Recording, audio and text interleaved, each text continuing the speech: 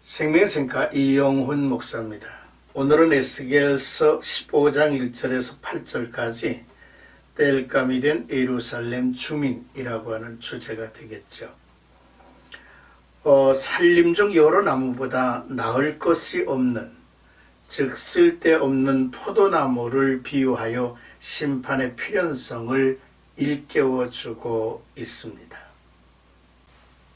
먼저 1절에서 5절까지는 포도나무가 나은 것이 무엇이랴 라고 하는 내용이 되겠는데요. 여호와의 말씀이 선지자 에스겔에게 임하여 예루살렘과 그 주민들을 포도나무 비유를 하시면서 하나님의 심판을 전하시죠. 2절에서 하나님은 인자야 포도나무가 모든 나무보다 나은 것이 무엇이랴, 숲속의 여러 나무 가운데에 있는 그 포도나무 가지가 나은 것이 무엇이냐고 하셨습니다. 포도나무는 그 모양과 자태가 크게 별 볼 일이 없으며 그 꽃도 다른 꽃들에 비해서 별로 화려하거나 아름답지 않습니다. 가구를 제조할 수도 없고 또 못 하나도 만들기 어려운 것이며 땔감이나 될 나무에 불과하다라고 말씀하고 있죠. 하지만 하나님은 이 포도나무를 숲속 여러 나무 가운데 심으셨다는 얘기죠.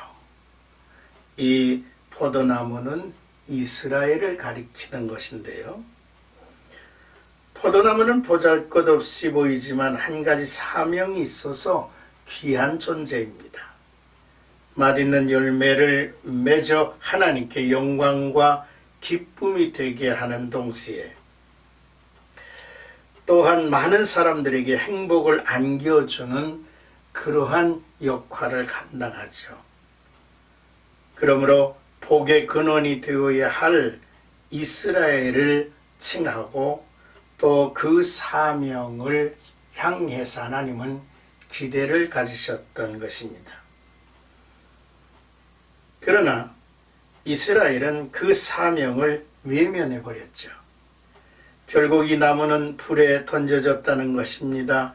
불에 던질 땔감이 될 뿐이라 불이 그 두 끝을 사르고 그 가운데도 태웠으며 제조에 무슨 소용이 있겠느냐. 그것이 온전할 때도 아무 제조에 합당하지 아니하였거든 하물며 불에 살라지고 탄 후에 어찌 제조에 합당하겠느냐 라고 쓸모없는 존재가 되었음을 말씀하고 있습니다. 그 어떤 것도 제조할 수 없을 뿐 아니라 양끝이 불에 타고 그 가운데도 타버렸다면 이젠 버려질 존재가 아닌가라고 말씀하시는 거죠. 에스겔에게 주신 말씀은 예루살렘을 향한 하나님의 심판이었습니다. 두 끝을 사르고 그 가운데도 태워졌으면 이라는 것은 주전 722년에 북왕국이 아스루에 망했고 또한 주전 856년에 바벨론에 의해 멸망당한 남왕국 유다 그리고 유다의 지도자들을 포함해 포로로 사로잡혀 가게 된 예루살렘 성을 상징적으로 가리키고 있습니다. 이스라엘 하나님 앞에서 의롭게 살지 못하였고 세상에 복이 되는 영적 열매를 맺지 못했습니다. 그래서 결국 이 포도나무는 땔감밖에 되지 않는 존재가 되었음을 지적하는 것이죠.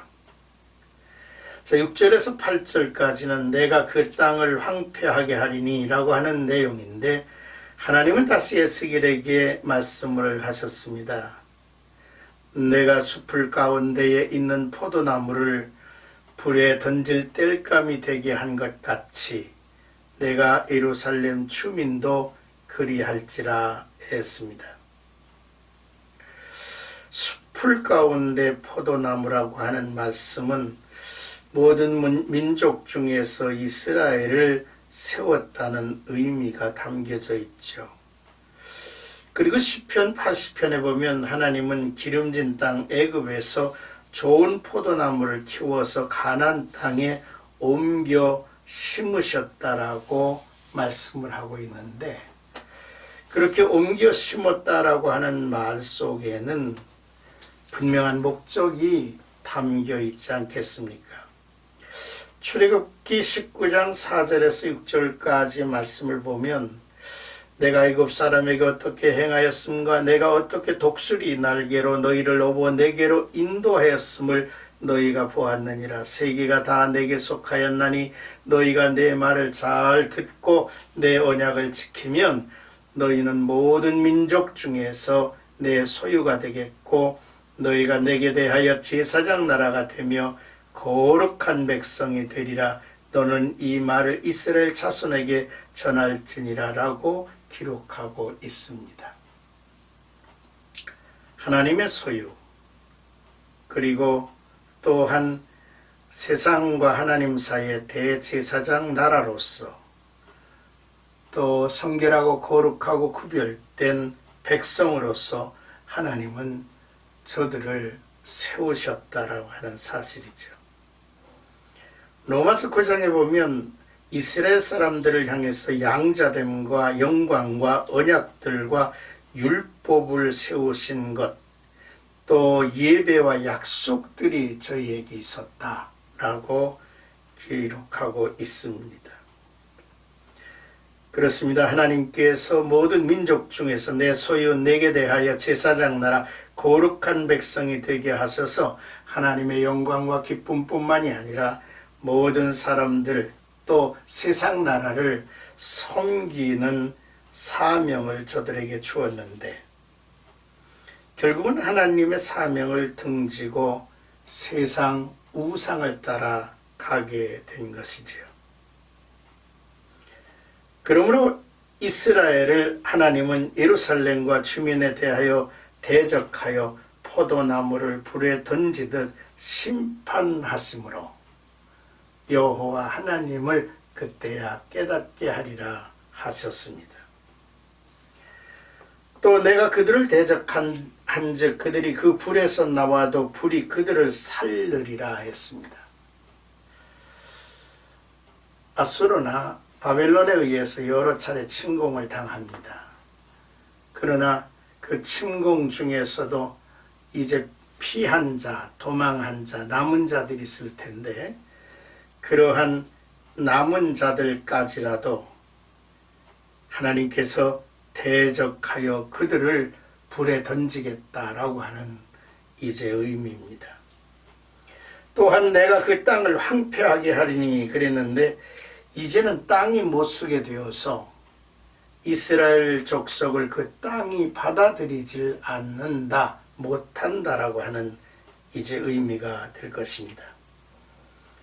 참으로 이렇게 돼서야 하나님을 알게 되리라고 하는 말씀이 본 예언서를 읽는 우리로 하여금 서글프게 하고 있습니다. 또한 이 포도나무의 비유는 오늘날에는 교회에 적용되고 있다는 사실을 알아야 하겠습니다.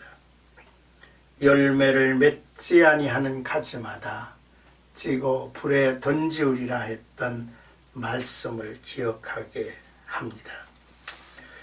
자, 오늘 에스겔서 15장의 말씀은 포도나무 비유를 통해서 이스라엘을 책망하시는 그런 내용이기도 합니다. 하나님께서 극상품 포도나무를 그 가나안 땅에 옮겨 심었는데, 그 나무가 하나님의 큰 실망과 또한 분노를 일으키는 존재가 되어버렸다는 사실을 우리는 이제 묵상하면서 우리 모든 인생들이 하나님 앞에 참으로 귀히 은혜를 받은 존재였으나 나중에 가서 전혀 다른 모습으로 추락할 수 있다는 것을 꼭 기억했으면 좋겠습니다. 오늘도 하나님의 은총이 나와 여러분들에게 있기를 주의 이름으로 축복합니다.